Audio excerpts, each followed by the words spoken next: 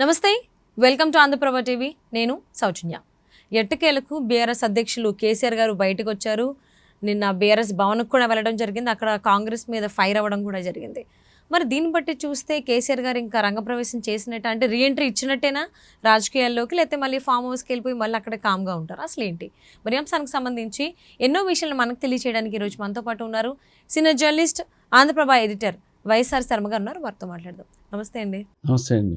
So నిన్న జరిగినటువంటిది, కేసీఆర్ గారు బయటికి రావడం, పాస్పోర్ట్ రెన్యువల్ చేయించుకోవడం, బీఆర్ఎస్ ఆఫీస్కి రావడం, అక్కడ కొన్ని మాట్లాడడం జరిగింది. సో దీన్ని బట్టి చూసుకున్నట్లయితే కేసీఆర్ గారు మళ్ళీ ఎన్నికల్లోకి వచ్చారు అంటే ఆయన ప్రజెన్స్ చూపించబోతున్నారు పాలిటిక్స్లో అని అనుకోవచ్చా?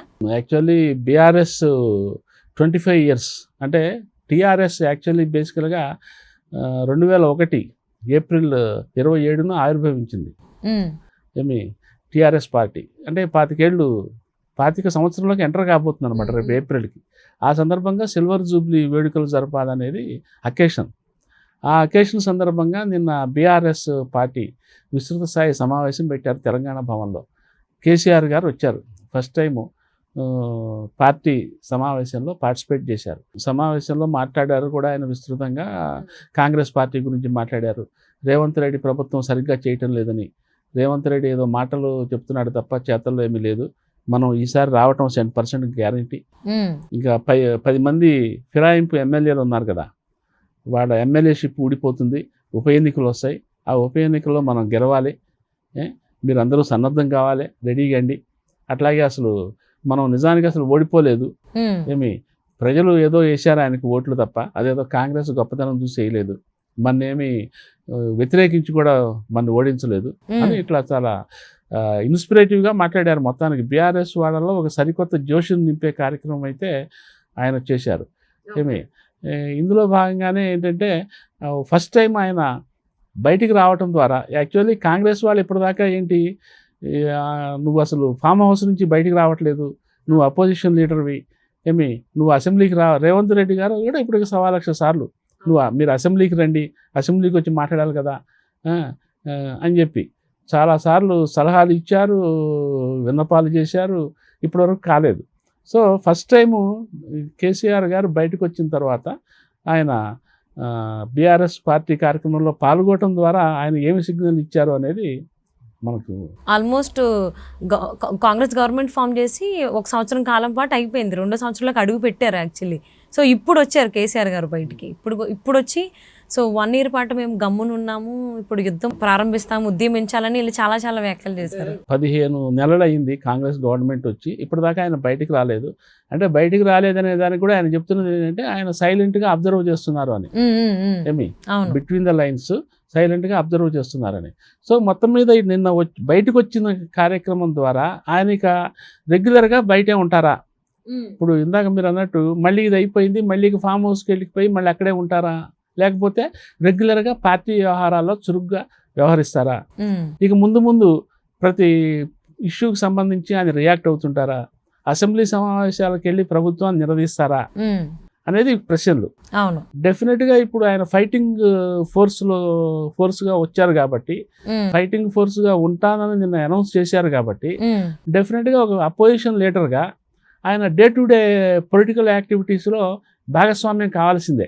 అంటే ఫైటర్ కేసీఆర్ మళ్ళీ రీఎంట్రీ ఇచ్చినట్టే అంటారు. మళ్ళీ పెద్ద పులి మళ్ళీ పంజాబ్ విసరబోతున్నట్టుగా నిన్న ఆయన మాట్లాడారు. సో అదే కనుక పరిస్థితి అయితే డెఫినెట్గా ఆయన రెగ్యులర్గా ప్రజా జీవితంలో ప్రజాక్షేత్రంలో ఉండాల్సిందే. ఇక దీన్ని బట్టి రేపు ఏప్రిల్ 27న భారీ బహిరంగ సభ పెట్టిన తర్వాత ఇక ఆ తర్వాత నుంచి రెగ్యులర్ కార్యక్రమాలు ఉండొచ్చు అనే ఒక పరోక్ష సంకేతాలు అయితే ఆయన ఇచ్చారు. దీన్ని బట్టి ఏంటంటే కేసీఆర్ గారు మళ్ళీ తెలంగాణ రాజకీయ యవనిక మీద ప్రత్యక్ష పాత్ర పోషించే అవకాశం అయితే కనిపిస్తున్నది. ముఖ్యంగా కాంగ్రెస్ వాళ్ళ అందులోనూ ముఖ్యంగా రేవంత్ రెడ్డి గారి కోరిక అనండి, డిమాండ్ అనండి, విన్నపం అనండి, అది నెరవేరే పరిస్థితులు అయితే రావచ్చు అని అనిపిస్తున్నది. ఓకే, అంటే ఇప్పుడు అసలు కేసీఆర్ గారు ఒకవేళ మళ్ళీ ఉద్యమిస్తాను అనే మాటకు సంబంధించి అదే కనుక ఆ పనే కనుక చేయబోతున్నట్లయితే అసలు కాంగ్రెస్ని ఏ విధంగా ఎండగట్టేటువంటి అవకాశం ఉంది? న్యాచురల్గా ఏంటంటే కేసీఆర్ గారు ఆయన వాగ్దాటి ఆయనకు పెద్ద ఆయుధం. ఏమి ఈవెన్ ఆయన ఉద్యమ నాయకుడిగా ఉన్నప్పటి నుంచి కూడా ఆ, తెలంగాణ ఉద్యమం గతంలో 2-3 సార్లు ఫ్లేరప్ అయినప్పటికీ కూడా దానికి సరైన నాయకుడు లేక ఏమి దీటైన ఒక దిక్సూచి లేక దిశ లేక అవి అప్పటికప్పుడు మళ్ళీ సప్రెస్ అవుతూ వచ్చినాయి. కానీ కేసీఆర్ గారి తెలంగాణ ఉద్యమం అట్లా కాదు. అది కేవలం ఆయన మీదనే డిపెండ్ అయ్యి ఆయన వాగ్దాటి అనండి, ఆయన వ్యూహరచన అనండి, ఆయన చాతుర్యం అనండి, రాజకీయ చతురత అనండి, ఇవన్నీ కలగలిసి ఆయన చేపట్టిన ఉద్యమాన్ని ఒక హై పీక్కి తీసుకెళ్ళిపోయి మొత్తానికి ఢిల్లీలో ఉన్న కేంద్ర ప్రభుత్వం అప్పటి యూపీఏ ప్రభుత్వము తెలంగాణ ఇవ్వక తప్పని పరిస్థితిని ఆయన సృష్టించగలిగారు. సో అటువంటి ఒక సమర్థుడైన నాయకుడిగా డెఫినెట్గా ఇంకా ఈ 3.5 ఏళ్ళు టైం ఉంది కాబట్టి ఈ 3.5 ఏళ్లలో ఎప్పటికప్పుడు కాంగ్రెస్ గవర్నమెంట్ని ఇరకాటంలో పెట్టడం ద్వారా కాంగ్రెస్ గవర్నమెంట్ చేస్తున్న తప్పుల్ని ప్రజలకు వివరించి వాళ్ళని కన్విన్స్ చేయడం ద్వారా ఆ విషయంలో కన్విన్స్ చేయగలగటంలో కేసీఆర్ గారిని మనమేం తక్కువ అంచనా వేయనక్కర్లా ఆయన గత అనుభవం చూస్తే.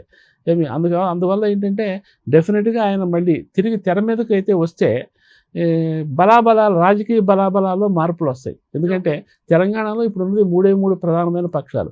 ఒకటి కాంగ్రెస్ అధికారంలో ఉంది, 2 బీఆర్ఎస్, 3వదేమో బీజేపీ కూడా అసలు ఈసారి మేమే అంటున్నది. మన ఢిల్లీ రిజల్ట్స్ వచ్చిన కొన్ని గంటల్లోనే కిషన్ రెడ్డి గారు అండ్ బండి సంజయ్ గారు ఇతర నాయకులు ఇక నెక్స్ట్ తెలంగాణ అంటున్నారు వాళ్ళు. అంటే ఇక మా దృష్టి అంతా నెక్స్ట్ ఇక మేము తెలంగాణ మీద దండయాత్ర చేస్తాము, నెక్స్ట్ ఇక మా ప్రభుత్వమే అని వాళ్ళు చెప్తున్నారు. అట్లాగే కేసీఆర్ గారు నిన్న చెప్పింది కూడా ఈసారి వచ్చేది మనమే అని చెప్తున్నారు. సో 2 సమాన స్థాయిలో 2 పుదులు గర్జిస్తున్నాయి. ఏమి ఈ నేపథ్యంలో ఏంటంటే కేసీఆర్ గారి కర్తవ్యము, ఆయన బాధ్యత, ఆయన బరువు ఎట్లా ఉంటుందంటే ఓ పక్క అధికారంలో ఉన్న రేవంత్ రెడ్డి గారిని నిలువరించాలి. రేవంత్ రెడ్డి గారు కూడా కేసీఆర్ గారితో సమానంగా వాగ్దాటి గల నాయకుడే. ఆయనతో ధీటుగా ఎటువంటి తెడ్డమని పోరాటం చేయగల ఆ చతురతతోనే, ఆ నైపుణ్యంతోనే, ఆ సమర్థతతోనే ఆయన అధికారంలోకి వచ్చాడు. లేకపోతే బీఆర్ఎస్ 2 టర్మ్స్ 10 ఏళ్ల పాటు అధికారంలో ఉన్న బీఆర్ఎస్ని, అందులో కేసీఆర్ని కేవలం తన వాగ్దాటితో ప్రజల్ని మెప్పించి ఒప్పించి అధికారం చేపట్టగలిగారు. సో ఒక పక్క రేవంత్ రెడ్డి గారి స్ట్రాటజీలని ఎదుర్కోవాలి, వాడికి కౌంటర్ వేయాలి. రెండో వైపు బీజేపీ అంటే ఇక్కడ తెలంగాణ స్థాయిలో పెద్ద నాయకుడు లేకపోవచ్చు, ఒక రేవంత్ రెడ్డి స్థాయి, ఒక కేసీఆర్ గారి స్థాయి నాయకుడు లేకపోవచ్చు. కానీ కిషన్ రెడ్డి గారు ఉన్నారు, బండి సంజయ్ ఉన్నారు. అక్కడ కేంద్రంలో వాళ్ళ ప్రభుత్వమే ఉంది. అదొక పెద్ద ఆయుధం, వాళ్ళకి పెద్ద moral support. So Kishan Reddy గారు కేంద్ర మంత్రి, బండి సంజయ్ గారు కూడా సహాయ మంత్రి అయినప్పటికీ కేంద్ర మంత్రి. వాళ్ళ బలగాన్ని మనం తక్కువ చేయలేం.